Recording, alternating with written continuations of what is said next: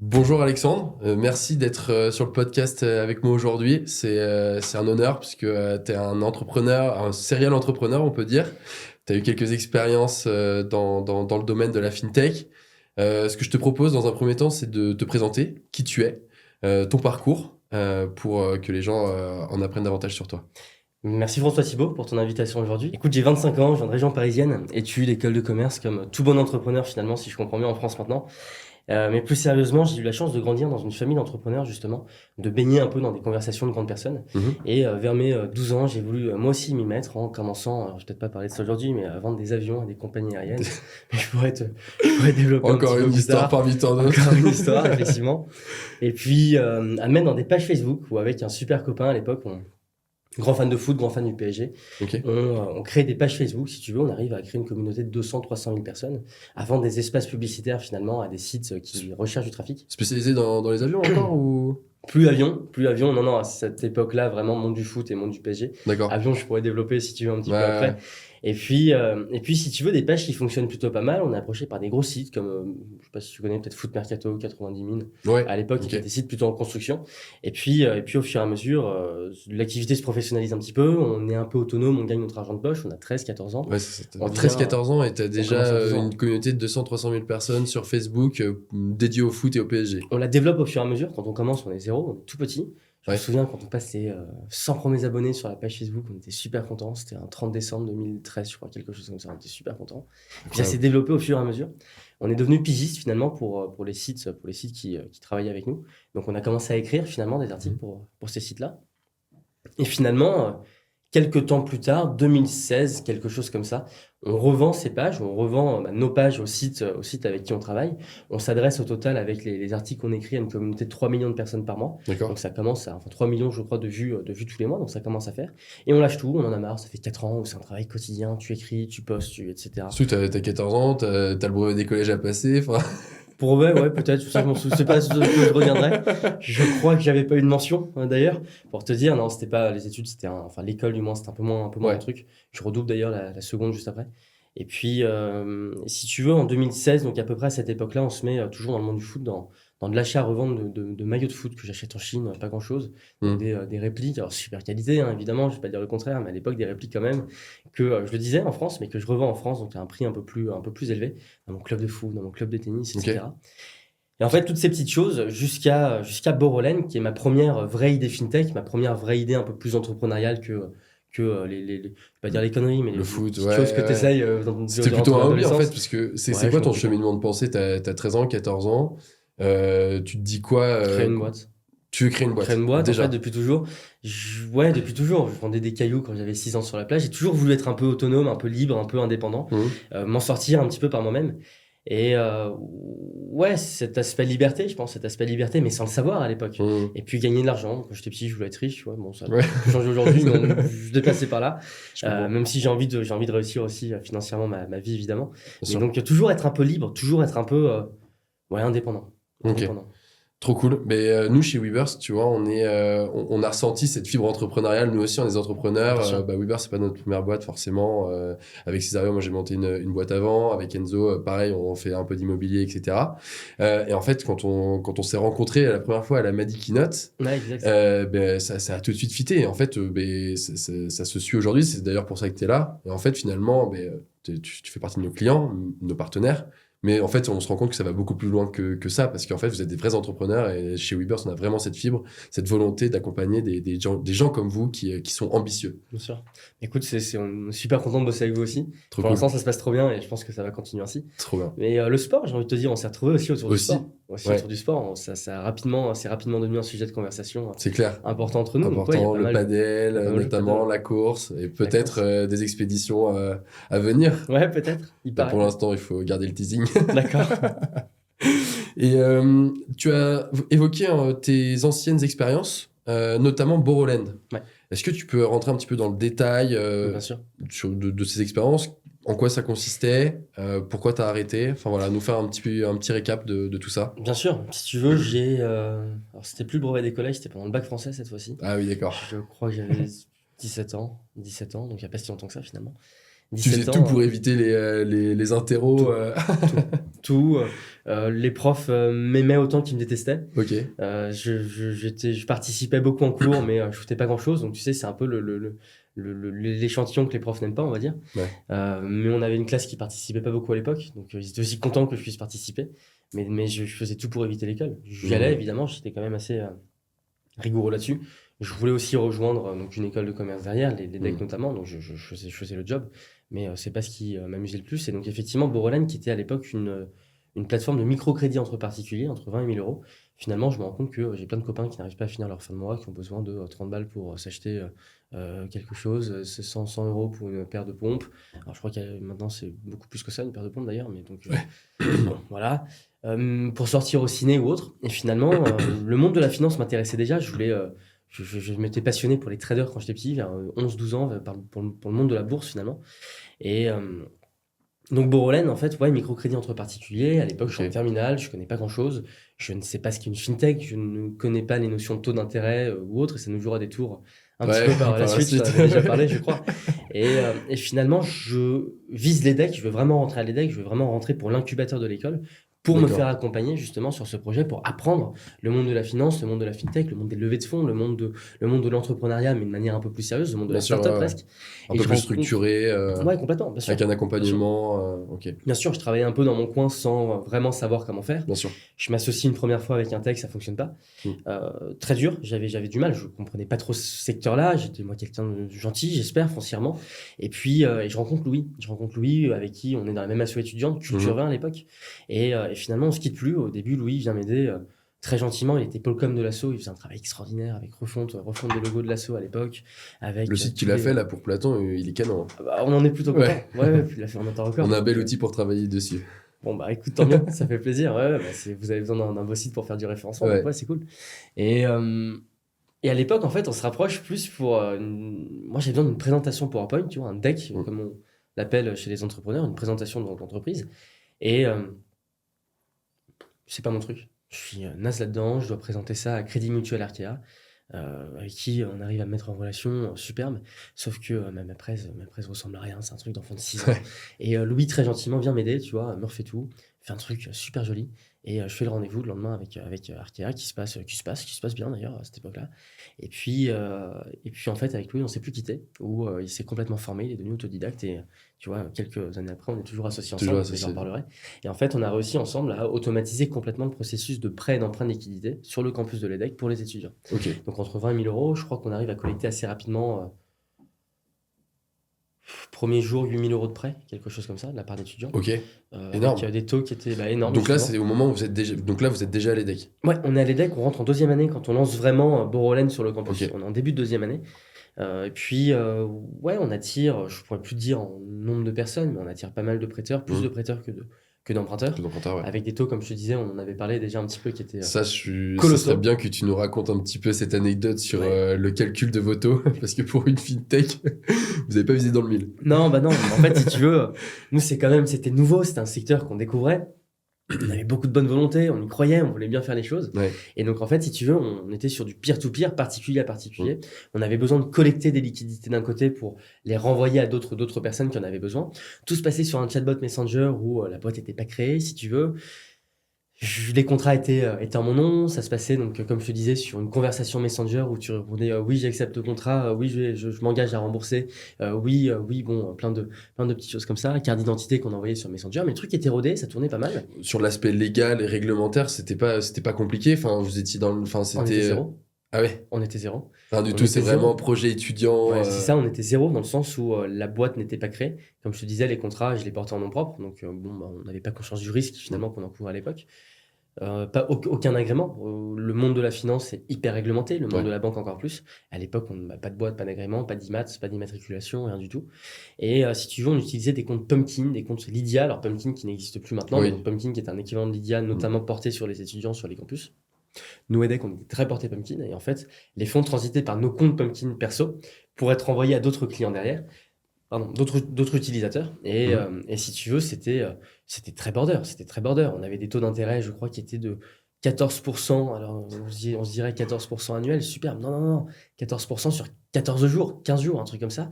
Donc ça fait des taux annuels qui étaient colossaux. Colossal, ouais. Et c'est pour ça qu'on avait d'ailleurs beaucoup de prêteurs, tu vois, beaucoup, je me souviens, les troisièmes, nous on était en deuxième année, donc Ah bah, surtout les quatrième et cinquième années qui prêtaient ceux qui beaucoup. avaient déjà Tu vois, commencé qui à avaient bosser déjà- un peu c'est les ça, cours de ça, finance, tu vois. Exact. Je me souviens, on nous contacte d'ailleurs en nous demandant si notre truc c'est un Ponzi, si c'est légal, etc. Nous, très naïvement, ouais, mais ça fonctionne, je vous assure, essayez, vous allez voir. Et en fait, on se retrouve 2 mois plus tard à rembourser nos prêteurs avec notre argent de poche, on n'a plus de quoi bouffer à la fin du Ouais, mois. forcément. Enfin, c'était un peu compliqué, mais Mais c'était c'est bien, rigolo. ça fait une belle expérience et Ouais, je bien pense sûr. que aussi vous avez eu des enseignements à tirer de cette première expérience en fintech. Parce que du coup, si vous n'aviez pas monté Borolène, je pense que pour monter Platon derrière, ça n'aurait pas été la même histoire non plus. Qu'est-ce que tu as retiré de Borolène pour monter Platon? Alors, c'était pas une vraie entreprise, c'était plus un projet étudiant, si Ouais. tu veux. On était à un stade, mais c'est même pas early stage, c'était avant ça, c'était un stade d'idéation. Ouais. Mais ça nous a aidé, oui, à apprendre qu'une idée c'est une chose, mais que l'exécution est peut-être plus importante qu'une idée. Ok. Mais surtout, oui, tous les prémices d'un projet. J'ai la chance d'avoir un super associé, d'être bien entouré. Donc, je sais qu'il y a beaucoup parfois de questions d'équipe, d'association Bien en sûr. start-up ou en entreprise. Nous, on est tout de suite passé finalement à côté de tout ça. On a une relation depuis 6 ans qui est super fluide et qui est extraordinaire. Lui est mon meilleur Génial. ami, si tu veux, donc c'est superbe. Enfin, on est devenus mes meilleurs Très amis. complémentaire. Très complémentaires sur 2 aspects très différents. Et puis la formation continue, Louis arrive à se former en même temps que la boîte, je pense que j'arrive à le faire aussi, donc on évolue en même temps que notre boîte, donc superbe. Mais ce qu'on en a retiré, c'est un peu tous les prémices du monde startup, du monde fintech. La réglementation, les acteurs qui participent au développement de ce monde-là. Donc je te parlais de Crédit Mutuel Arkea, avec qui on ouais, était en bien sûr. process. On se retrouve, je me souviens, un matin, premier rendez-vous que j'avais fait, mais Louis donc, m'avait rapidement rejoint. On se retrouve face au COMEX, enfin au board de Arkea, qui investit beaucoup en fintech à ce moment-là. Et les mecs nous disent c'est pas mal le truc, nous, ça nous intéresserait de vous suivre. Sauf qu'en fait, comme je te disais, Pas structuré, vous avez même peut-être pas de cabis. on a 19 ans, pas de cabis, pas de boîte. Le truc est carrément border. Je pense que si l'AMF vient mettre son nez dedans, on finit en prison pendant moins de 10 ans. Enfin, tu vois, bon, le truc est un peu border. Ouais, il était temps que ça s'arrête, quoi. Ouais, il était temps que ça s'arrête. Mais ce qu'on en a retiré, non, c'est oui, comme je te disais, premier apprentissage sur le monde de la startup, de la fintech, sur comment on lève des fonds, sur comment on s'entoure, sur l'apport d'un profil tech aussi dans un projet comme Borolène ou Platon ou même autre fintech. On n'était pas du tout tech, on n'est toujours pas d'ailleurs. Louis, beaucoup plus que moi, mais malgré tout, c'est pas son truc. Ouais. Et donc, ouais, ça a été apprentissage des prémices un peu de l'entrepreneuriat. Ok. Et également, non, principalement. Trop cool. Et qu'est-ce qui t'a fait te lancer dans l'entrepreneuriat? Pourquoi t'as baigné dedans? Ta famille est une famille d'entrepreneurs? Ouais, famille d'entrepreneurs. Donc, si tu veux, je me suis jamais vraiment posé la question. Je me souviens que je suis à l'EDEC. Ouais. Malheureusement, les écoles nous poussent quand même à avoir une carrière peut-être un petit peu plus traditionnelle. On fait de nous des cerveaux bien pensants pour aller dans le monde du salariat. C'est vrai que c'est une question que je me suis jamais vraiment posée. J'ai toujours entrepris en parallèle de mes études. C'est plus facile d'entreprendre en parallèle de ses études quand t'as pas besoin de grand-chose qu'après. Je suis resté là-dedans. Je sais qu'en troisième année, fin de troisième année, quatrième année, je sais plus exactement, mais au moment de chercher un stage de fin d'études, on me pousse un petit peu vers un stage, tu vois, traditionnel. Donc j'ai fait une spé plutôt finance, donc soit en finance, soit en consulting, soit un truc comme ça. D'où l'attrait pour les fintech quand même. Ouais, mais parce que depuis toujours, parce que le monde de la banque, parce que ça m'a toujours excité, parce que c'est toujours un monde finalement qui m'a attiré. Mais faire un stage en finance, faire un stage de fin d'études ou autre, ça m'attirait pas. Même si tu veux, le stage de troisième année que je fais, aujourd'hui, le maître de stage que j'avais est un super copain, c'est un de nos clients aujourd'hui, pour tout te dire. Donc autant dire que j'ai jamais, j'aime pas les choses toutes faites, j'aime pas la simplicité. Non, en fait, non. T'as bien le challenge. Ouais, je pense que c'est idiot, mais j'aime bien. C'est d'ailleurs pour ça, peut-être qu'après, certains, après l'échec de Borolène, auraient pu arrêter. Mais toi, t'as décidé de rebondir et de repartir sur une nouvelle aventure.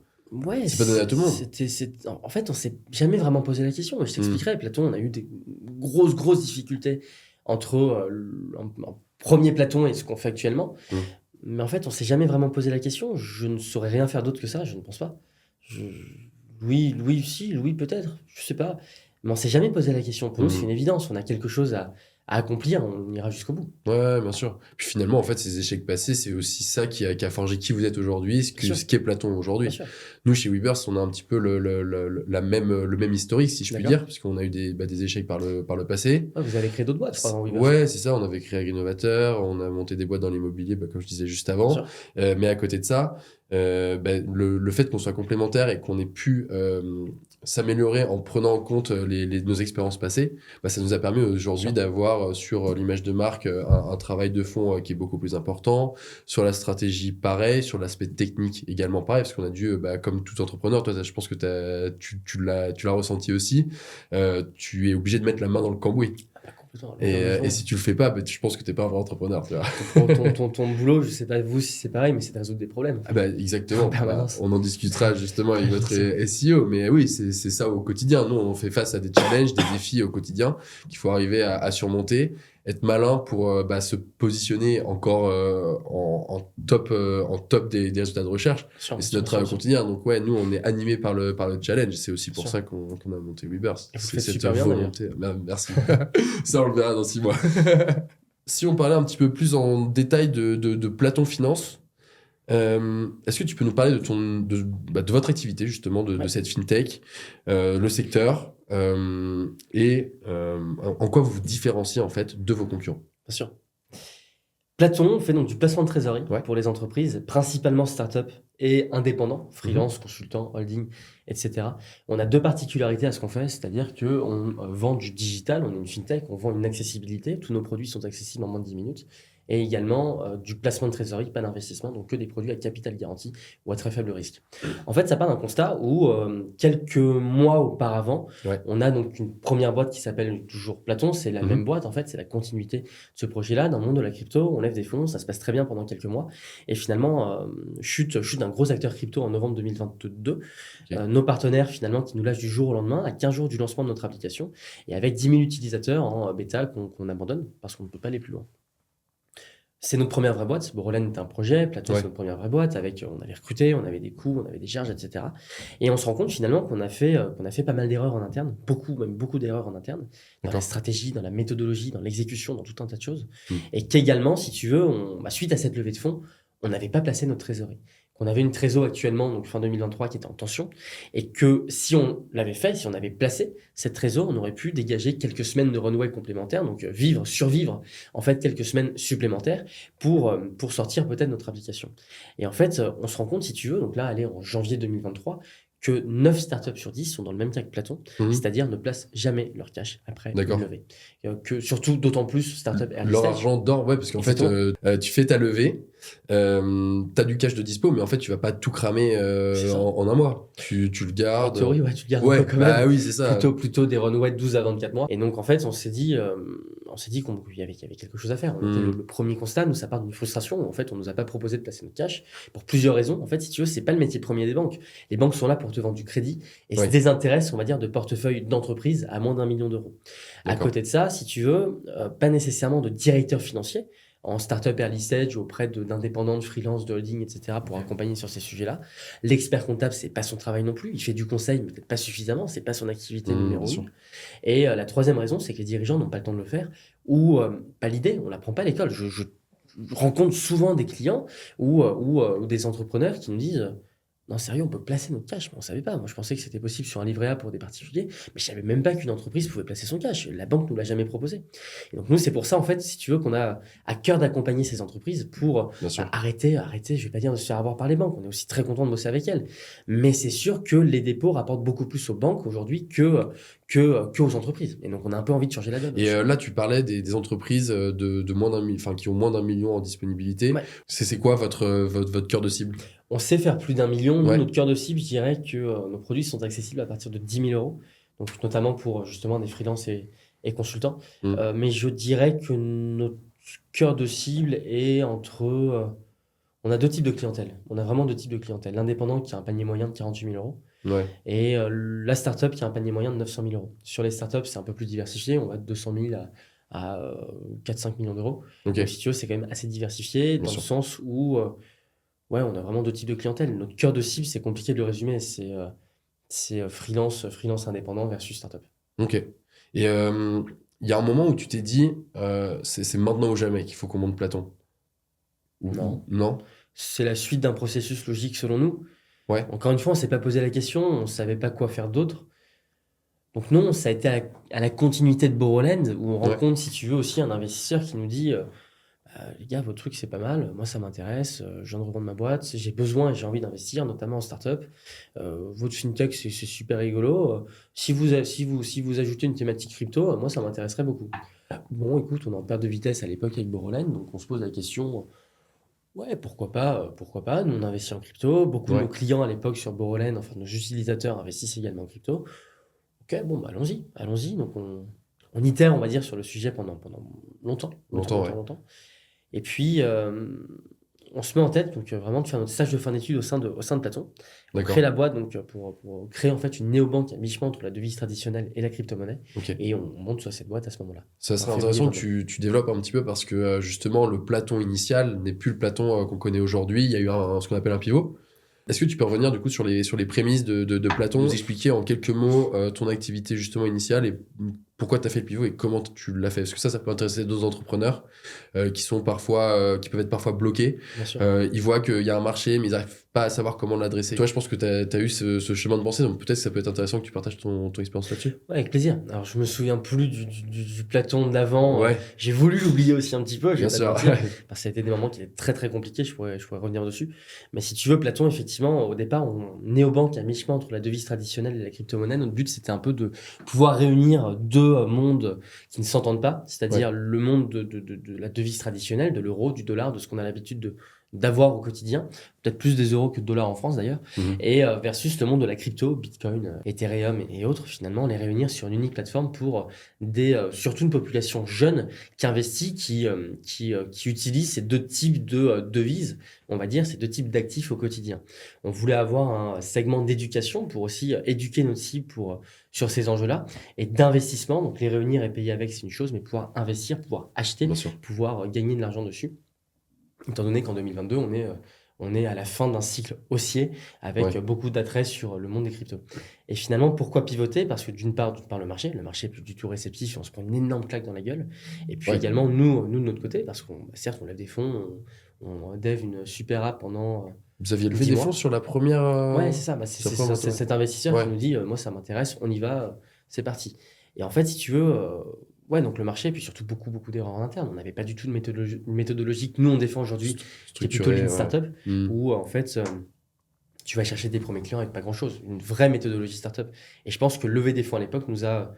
Alors, j'ai pas envie de dire plus desservi que servi, parce que c'est des leçons qui nous servent aujourd'hui. Et on a fait des erreurs qu'on ne fera peut-être plus, j'espère plus, Mhm. plus tard, avec peut-être plus d'enjeux. Ouais, bien sûr. Mais c'est vrai qu'on l'a payé au prix fort. J'ai quelqu'un avec qui on travaille, Aldric, s'il regarde ce podcast, qui pensera et qui me dit souvent there is no free lunch, tu vois. Donc on paye toujours quand un déjeuner gratuit, bon bah voilà, on paye un jour où il y a une contrepartie à un Bien moment sûr. donné.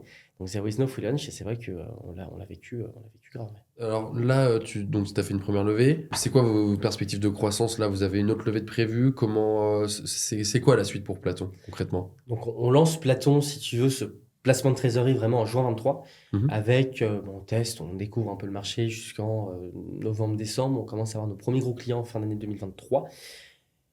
Début 24, ça s'accélère, Mhm. avec beaucoup de partenaires qui viennent aussi nous voir, des experts comptables, des DAF, des CGP et autres pour nous accompagner sur la vente de nos produits Yes. et pour accompagner leurs clients, surtout sur le placement de trésorerie. On lève des fonds début 2024. On lève des fonds début 2024, alors en précide, Ouais. pour nous permettre d'aller un petit peu plus loin, et parce que on a tout remboursé, toutes les dettes, les machins, etc. sur l'ancien Platon. Et c'est Table vrai que- rase de l'ancien Platon, Table rase de complète. Borroland. Donc on était à 0,0, Ouais. si tu veux, contentieux avec l'État, on attendait un remboursement de TVA, on récupère notre TVA, ça y est, on a 0, tout est propre. Maintenant, c'est toujours la même boîte parce qu'on avait cet investisseur, et moi je voulais pas fermer parce que c'était moral pour moi vis-à-vis de ce premier investisseur, Ouais. même si ça aurait été mais infiniment fois plus facile de fermer. Et donc finalement, table rase du premier Platon, c'est une boîte propre, on lève sur cette boîte à l'époque, donc 105 000 euros, tu vois, donc il y a 8-9 mois, donc toute petite levée, mais qui nous permettent de repartir un petit peu de l'avant, d'engager finalement un nouveau cycle de développement, ce qui fonctionne très bien, ce qui prend vraiment. Et puis perspective, bah, c'est d'aller conquérir un marché français, voire plus, pourquoi pas plus. Pourquoi s'arrêter au marché français? Ah bah, c'est une question. Tu nous connais, on a de l'ambition. Ah bah Chez Platon. oui, toujours. Hein. C'est pour ça que vous êtes là. Et comment tu vois l'évolution justement de la fintech dans les 5 prochaines années et le rôle de Platon dedans justement? quelle sera la place de Platon dans la fintech dans les 5 ans à venir? J'ai pas cette prétention, si tu veux, de dire ce que sera la fintech dans 5 ans, parce que déjà, il y a 5 ans, ça a énormément évolué. Ouais. Moi, je me souviens que à l'époque Borrelène, il y a 5 ans, on pouvait pas vraiment aller plus loin et créer une boîte légale autour de ce truc-là, parce qu'il nous fallait un agrément Banque de France. Aujourd'hui, ce serait complètement illusoire de remonter un Borrelène avec un agrément Banque de France. Il y a une boîte qui le fait très bien, qui est Money Bounce, qui a été créé également par un étudiant alors qui n'est plus étudiant, mais donc histoire un petit peu similaire à nous à l'époque, qui réussit très bien. Et donc ça prouve qu'aujourd'hui, si tu veux, le développement de la fintech permet à d'autres boîtes comme Borrelène à l'époque de se créer, de se développer. Mais aujourd'hui, si tu veux, le chemin qu'on prendrait, c'est peut-être beaucoup plus du financement participatif, ce que fait Money Bounce, ou ce qu'on tentait de faire à l'époque, on n'y arrivait pas, ou de travailler... Sur le modèle de crowdfunding, justement. Un petit peu, ouais. Financer en fait des particuliers qui financent d'autres particuliers pour un projet qui n'est pas vraiment un projet, mais tu joues un peu sur les textes de loi aussi. Mais ou sinon, une seconde possibilité, c'est de s'adosser à un banking as a service. Donc en fait, un fournisseur de tech bancaire et de réglementaire bancaire, on va dire, d'un service bancaire un peu clairement, ce qui n'existait pas ou très peu à l'époque. C'est vrai que ça s'est développé il y a 5 ans, quelque chose comme ça. Le service comme Swan, ce genre de choses. Sûr, avec qui on travaille d'ailleurs.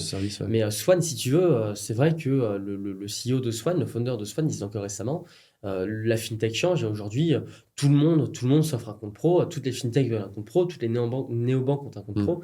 Et si tu veux, à l'époque, quand la Société Générale engageait des millions, des dizaines, des centaines de millions, j'en ai aucune idée, sur le développement d'une interface, même pas tech, mais digitale du moins. Aujourd'hui, Swan permet de le faire pour quelques centaines, quelques milliers d'euros pour n'importe quelle fintech. Alors, pas de n'importe quelle fintech non plus. Mais si tu veux, ça s'est énormément démocratisé. Bien sûr. Et j'ai envie de comparer un peu ce métier fintech, qui est quand même assez présent, un secteur hyper présent dans le quotidien des Français et de d'autres pays, même si nous, notre impact est plutôt français. Si tu veux, vers un peu la ruée vers l'or de l'époque, où aujourd'hui, oui, n'importe quelle fintech a envie de créer son compte pro, a envie d'aller le chercher, et Swan et d'autres acteurs permettent de le faire. Donc, ça a énormément évolué. Je vois encore une transformation de la fintech au fur et à mesure du temps, et notamment peut-être sur de l'apport de digital, c'est certain. Et justement, le lancement de ce type de service de banking as a service lève quand même énormément de barrières à l'entrée. Bien sûr. Et toi, justement, dans le futur, t'as pas peur justement que ça exacerbe la concurrence, que vous puissiez être copié sur le modèle de Platon, ou c'est des choses auxquelles vous pensez pas forcément Si on y pense, mais si tu veux, si on est là aujourd'hui, c'est grâce aussi aux faibles barrières à l'entrée. J'ai pas honte de le dire. Je sais que ça peut repousser quelques investisseurs, notamment dans un monde fintech, dans un monde de levée de fonds dans lequel on appartient aussi. Mais si on est là aujourd'hui, si on a réussi à innover avec à l'époque 100 euros et des dettes, je t'expliquerai si tu veux, mais on monte Platon vraiment avec rien du tout. C'est aussi grâce à ça. C'est aussi, alors même si au départ il n'y avait pas de Swan, il n'y avait pas de tech, il n'y avait rien du tout, c'était du no-code et c'était on prend le téléphone, on y va au culot, ce qui a fonctionné. Si on est là aujourd'hui, c'est aussi grâce à ça. Maintenant, à nous d'être plus malins que les autres, j'espère, de travailler aussi plus que les autres pour être apte à d'une part avoir une barrière commerciale, c'est-à-dire avoir une meilleure vitrine et plus de clients que les autres, à aller chercher nos clients d'une manière peut-être plus intelligente. Et aujourd'hui, on n'a pas dépensé 1 euro dans du marketing. Alors avec vous, il y a du référencement. Bien sûr. Est-ce que c'est vraiment un coût d'acquisition client? Oui, c'est vrai. Mais si tu veux, on n'a pas des coûts marketing vraiment associés aux clients, où on offre de l'argent, on a des ads ou autre. Absolument pas. Ouais, bien sûr. Donc c'est aussi notre force. Demain, alors on a une vision évidemment, mais si tu veux, je pense que la première précaution, la première protection vis-à-vis de la concurrence, c'est déjà d'aller plus vite, d'innover plus rapidement. Une boîte qui arrête d'innover est une boîte qui meurt. On l'a vu avec Kodak, avec Nokia ou autre. BlackBerry aussi. Donc, si tu veux, une boîte qui continue d'innover sans cesse, c'est une boîte qui se protège. Pour moi, c'est le meilleur brevet, si tu veux, pour breveter des techs. Pour moi, le meilleur brevet, c'est d'aller plus vite et d'innover plus que les autres. Donc, on a pas mal d'idées. Je te dévoilerai pas tout. Non, aujourd'hui, ouais. Garde le secret un petit peu. Non, dans tous les cas. Ça fera un deuxième épisode. Avec plaisir. Tu me diras quand. Je serai là. Et là, aujourd'hui, c'est quoi vos axes principaux de croissance chez Platon? Qu'est-ce que vous avez mis en place et quelles ont été les stratégies les plus successful pour vous? Je vois vraiment Platon comme un laboratoire. Ouais. On teste. Ce qui fonctionne, on le garde. Ce qui ne fonctionne pas, on réessaye et on fait différemment. Aujourd'hui, on a un sujet d'acquisition. On est allé chercher nos premiers clients, nos premières centaines de clients. C'est superbe. Mais si on veut vraiment scaler, avoir un impact en France et éventuellement plus loin plus tard, mais déjà restons focus sur la France, ce sera déjà bien. On aura déjà réussi un beau pari si on devient numéro 1 en France face à des acteurs qui sont parfois implantés depuis très très longtemps. C'est Non, c'est sujet d'acquisition, automatiser, aller plus loin. On était 2 pendant longtemps avec Louis. On voulait limiter vraiment les charges Ouais, bien sûr. le plus longtemps possible, automatiser beaucoup de choses, beaucoup de process d'acquisition. Aujourd'hui, si tu veux, il y a une notion de scale. Alors bon, alors je le dis avec mes mots et avec ma définition à moi Bien du sûr. mot scale et de l'entrepreneuriat en règle générale. Tu as plusieurs étapes dans la vie d'une boîte. Nous, on scale à un petit niveau. Après, il y a un scale beaucoup plus gros qui se passe en règle générale à un stade de série B. Mais déjà, si nous, on arrive voilà, à faire on a fait 0 to 1, maintenant passer de 1 to 100 par exemple, de 1 à 100, ce serait superbe. Donc oui, c'est la priorité. Ça passe également par du développement de tech. On va aller aussi plus loin sur ce segment-là, Ok. mais principalement de l'acquisition. Aujourd'hui, je pense Acquisition. qu'on a trouvé un bon moyen d'aller chercher des clients en plus grand nombre et plus rapidement que ce qu'on faisait avant. Donc on va aussi capitaliser dessus. Ok, donc vraiment une stratégie duale avec plutôt les leviers digitaux comme on le fait avec Ouais, bien Weavers sûr, pour vous, carrément. sur les leviers de SEO notamment, parce que nous, notre volonté, c'est quand même de générer de la croissance pour nos clients Ouais, complètement. et les aider à atteindre leurs ambitions. Vous, là, aujourd'hui, vous devez aller conquérir un gros marché, parce qu'aujourd'hui, en termes de nombre de clients potentiels, ça représente quoi, Platon, le marché que vous pouvez adresser? En termes de volume en France, uniquement sur les entreprises, on est vraiment B2B, Ouais. purement B2B. Là, je suis mauvais sur mes chiffres, je crois que c'est 770 milliards, un truc comme ça. Ouais, d'accord, ok. Non, ouais, d'ailleurs, ça, c'est d'ailleurs, en- je crois que c'est plus ça. Si tu veux, Seulement j'ai en termes tellement de nombre travaillé le deck, d'entreprises. j'ai tellement travaillé le marché que Ouais, j'ai sorti ok. les chiffres. Ouais, Mais non, c'est colossal. c'est colossal. Ok. En termes d'entreprise, si tu veux, tu as 3 millions de boîtes en France. Tu en as qui se créent tous les ans, tu en as qui se développent Ouais, bien tous sûr. les ans en France. Tu as beaucoup de trésorerie qui dort. Oui, c'est colossal. Après, tu as aussi des boîtes qui meurent, tu as des boîtes qui sont reprises, tu as des boîtes qui se créent. Ouais, forcément. Donc, non, ouais. Il y a de quoi faire. Ouais. Et surtout en France, où on a un marché finalement où les banques préfèrent vendre du crédit que de collecter du placement. Ce serait pas la même chose aux États-Unis, où le placement de trésorerie est une évidence pour tout le monde. Ouais, bien sûr. Bah, de toute façon, on voit quand même les Américains, ils sont très avant-gardistes. Ouais, bien Nous, sûr. on est un peu les followers. On Un peu, arrive ouais, un bien peu sûr. après la bataille parfois. Mais du coup, il y a pas mal d'inspiration à aller chercher outre-Atlantique, justement, C'est vrai. parce qu'ils ont de très bonnes idées, C'est vrai, c'est vrai. ces Américains. C'est vrai. Ils bouffent mal, mais ils sont smart. Bon, c'est un débat pour une prochaine fois. C'est Mais ça. oui, on n'a pas honte évidemment de regarder ce qui se fait aux US. Ouais. Non, c'est clair. Et donc, ouais, une partie, donc, marketing digital, donc avec du SEO, et l'autre partie, du coup, vous avez recruté quelqu'un sur la partie partenariat, c'est ça? Ouais, partenariat, augmenter sur la partie partenariat où en fait ça représente le gros de notre acquisition. Il faut aussi de l'acquisition directe où en fait on sait qui lève et donc on va chercher un peu les boîtes qui lèvent. Mais beaucoup de partenariats, je t'en parlais notamment un petit peu en début d'épisode avec des experts comptables, des DAF, des CGP, Yes.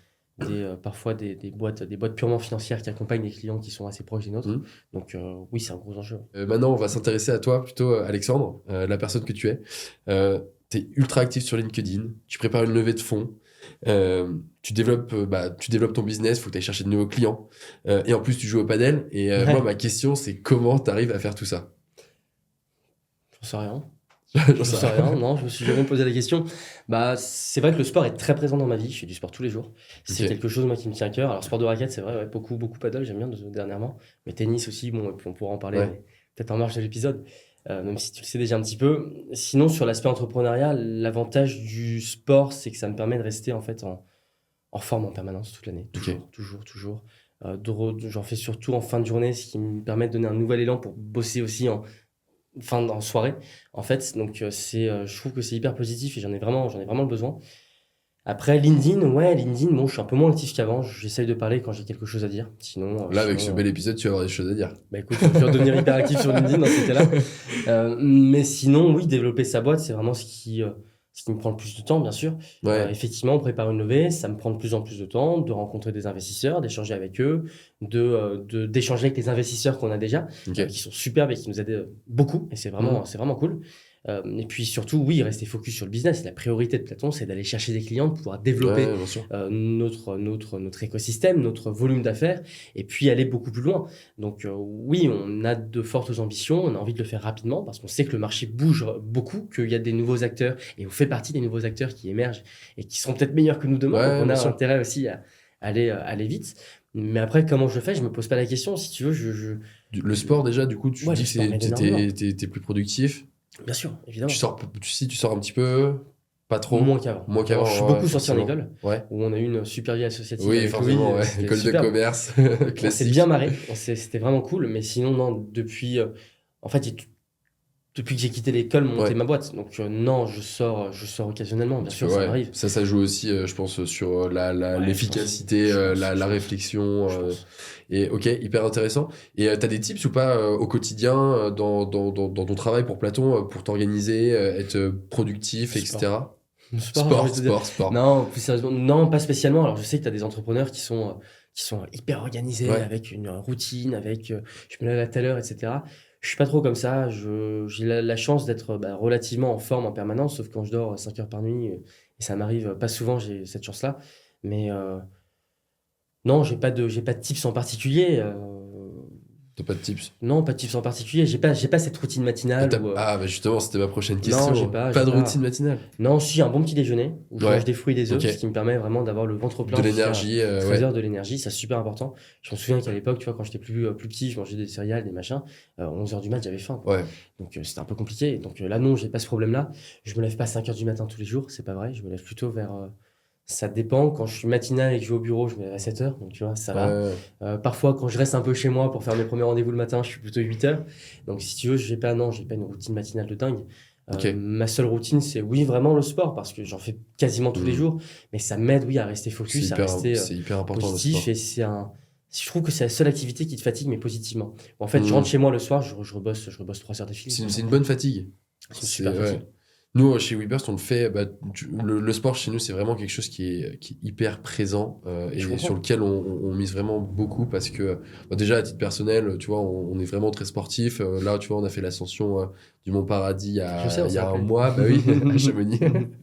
Tu vois, on a fait ça. Le mardi, on organise des runs business. L'intérêt, bah, c'est aussi bien de pouvoir se vider la tête sans forcément devoir aller boire un coup en terrasse. Nous, on fait ça avec nos équipes, donc ça permet aussi de renforcer Tout à fait. les liens, de pouvoir échanger autour d'un moment sympa, convivial le midi et bah, se faire du bien au corps, en fait, mine de rien. Et c'est super important. Et c'est aussi comme ça qu'on arrive à être productif. Je pense que c'est le meilleur remède, le sport pour la Je suis productivité. d'accord. Et si tu veux, je vois beaucoup de similitudes entre Ouais. le sport et l'entrepreneuriat.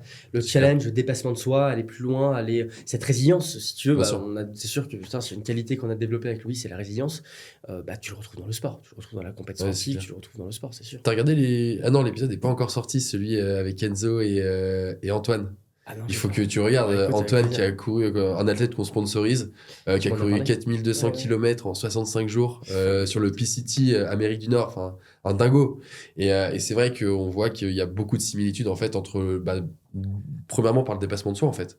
Entre C'est sûr. l'entrepreneur et l'athlète, en fait, bah, il faut être systématiquement, t'es toujours dans une dynamique où t'es sollicité, etc. Et il faut être bah, toujours au meilleur de ta forme pour arriver à atteindre ton objectif en fait.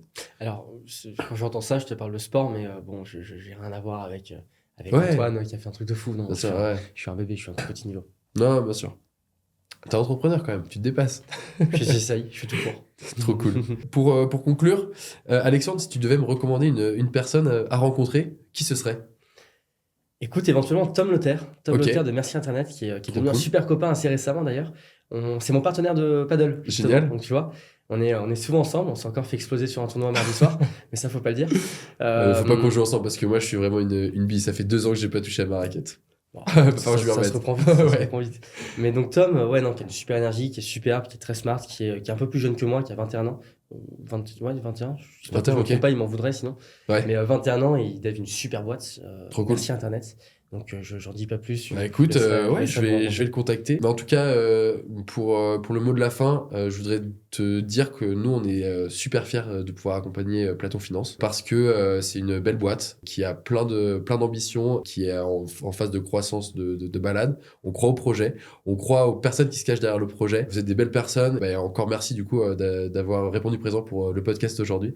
Donc voilà, merci beaucoup Alexandre. Écoute, merci à toi pour l'invitation. Ça a été un bon moment Trop passé cool. ensemble. Et puis content de bosser avec vous aussi. On fait du super boulot pour l'instant et j'espère que ça continuera. Ouais, bah, Et je c'est recommande que le début. évidemment Weburst autour de moi parce que on est vraiment content de bosser avec vous. Trop cool. Merci Alexandre.